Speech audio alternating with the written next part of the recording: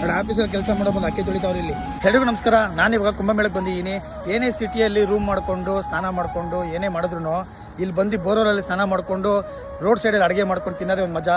ಬನ್ನಿ ಅದನ್ನು ಹೆಂಗಿದೆ ಅಂತ ನಿಮ್ಗೆ ತೋರಿಸ್ತೀನಿ.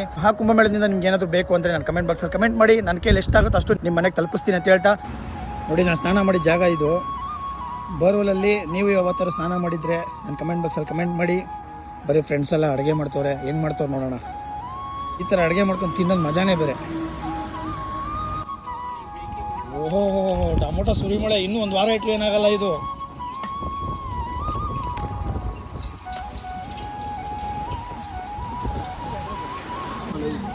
ಏನೇ ಹೋಟ್ಲಲ್ಲಿ ತಿಂದ್ರು ಈ ಥರ ಬಲ್ಲ ಬಿಡೋಣ.